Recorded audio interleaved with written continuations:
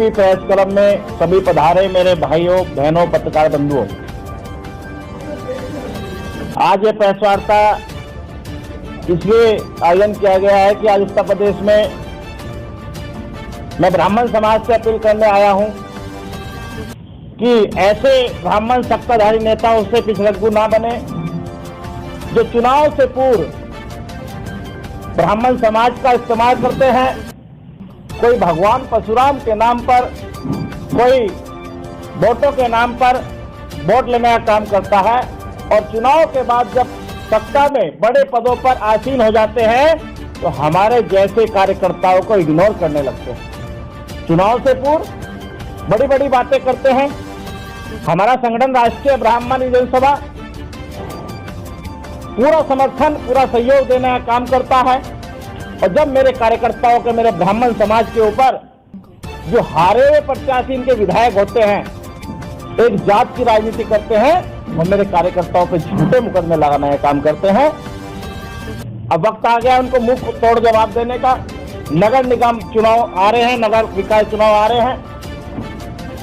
हम मानते हैं कि हम भाजपा के साथ पूर्वांचल में पूरे जोर से बच्चा हमारा साथ रहेगा, पर वेस्ट यूपी में जिस तरह हमारे समाज के लोगों का जनपद गौतमपुर नगर, शामली सहित कई जनपदों में हमारे ब्राह्मणों नेताओं पर फर्जी मुकदमे लगाए जा रहे हैं, इसमें सरकार को या ब्राह्मण नेताओं को उस तरफ अपना ध्यान आकर्षण करना होगा, वरना जैसे खतौली में एक जात की राजनीति करने पर आप चुनाव हारे हैं, कई नगर निगम चुनाव में भी वेस्ट यूपी में हानि उठानी ना पड़े। तो मैं इतना ही कहना चाहता हूं कि आज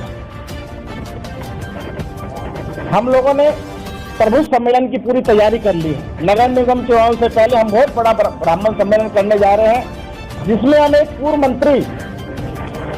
मंत्री है जो ब्राह्मणों का उत्पीड़न कर रहा है। खास तौर पर मैंने मठ मंदिरों की लड़ाई लड़ने का काम किया है।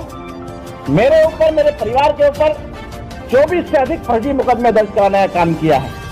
किसी भी मुकदमे में कोई सबूत नहीं है, किसी भी चार्जशीट में कोई साक्ष्य नहीं है, उसके बाद पुलिस का इस्तेमाल कर हमें टॉर्चर करने का काम कर रहे हैं। हम उनसे कहना चाहते हैं कि हम तुम्हारे फर्जी मुकदमों से डरने वाले नहीं हैं। उनका नाम जल्दी हम आपके सामने खुलासा करेंगे। एक ब्राह्मण सम्मेलन करने जा रहे हैं, हम उनसे 100 मुकदमे लगा लें, हम नहीं डरेंगे। मैं किसी व्यक्तिगत लड़ाई नहीं लड़ रहा हूँ, मठ और मंदिर की लड़ाई लड़ रहा हूँ और मैंने सरकार के अंडर में वो मंदिर कराया। ऐसे हम आपको मंदिर कब्जा करने नहीं देंगे। उसके लिए हम ब्राह्मण सम्मेलन की तैयारी कर रहे हैं और जो ब्राह्मण नेता हमारी समस्या नहीं सुनते हैं वो भी अपने कान खोल लें। तुम्हारे घरों का गिराव भी ब्राह्मण जनसभा करेगी। जिस तरह तुम्हें जिताने का काम करते हैं हम, ऐसे ही तुम्हें हम सबक सिखाने का काम भी करेंगे। हम लोग ऐसे छुटभैया भाजपा नेताओं से भी, अपने जो केंद्र नेतृत्व है या प्रदेश नेतृत्व है, उनसे निवेदन करना चाहते हैं कि छुटभैया नेताओं से इनको चेतावनी दें। इनकी वजह से आप चुनाव हारे हैं, आगे भी हारेंगे। इसी के साथ आज हम अपने ब्राह्मण प्रतिनिधियों की पूरे उत्तर प्रदेश में मैंने 300 से अधिक प्रदेश कार्यकारिणी की घोषणा की है। 75 जिलाध्यक्षों की मैंने घोषणा की है और उनको निर्देश दिया है कि 10 दिन के अंदर ब्लॉक स्तर पर अपनी कार्यकारिणी का गठन करें, ताकि नगर निगम चुनाव में ब्राह्मणों को ज्यादा भागीदारी मिले।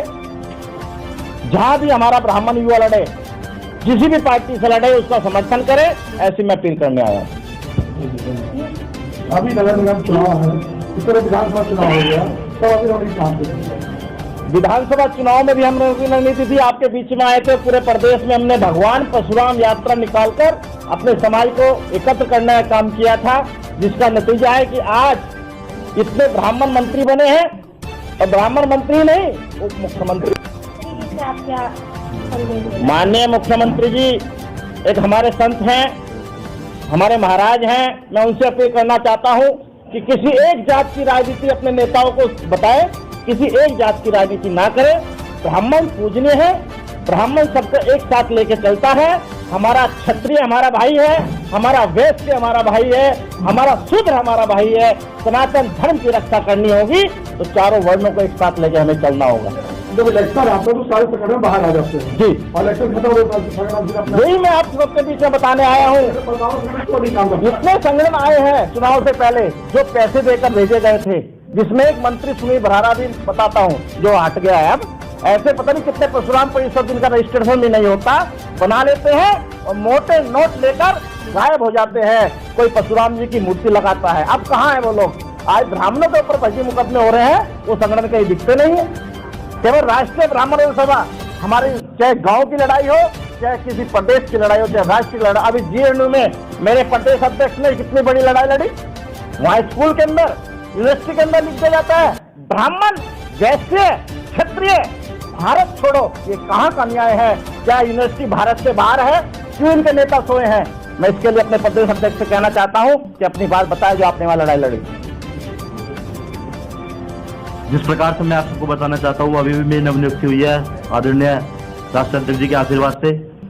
हम लोगों को पता लगा, ज्ञात हुआ, दिल्ली यूनिवर्सिटी आप सब जानते हैं, जेएनयू काफी समय से चर्चित रही है। इसमें अभी कुछ दिन पहले लिख दिया जाता है दीवारों पर, बड़ा बड़ा ब्राह्मण बनिया भारत छोड़ो। इसी के साथ ऐसे प्रदेश में ये चीज लिखी जाती है जहां से हमारा पूरा भारत चलता है।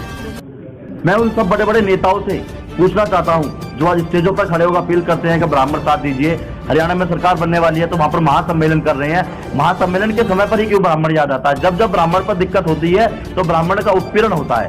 वो वहां पर किसने लिखा? सीसीटीवी कैमरे में आप उनकी फोटोज देख सकते हैं। उसके बाद हमने सरकार से अपील करी, हमारी बात नहीं सुनी गई। आदरणीय राष्ट्रीय अध्यक्ष जी के निर्देशानुसार हम राष्ट्रीय ब्राह्मण युवजन की टीम को लेकर वहां पर पहुंचे।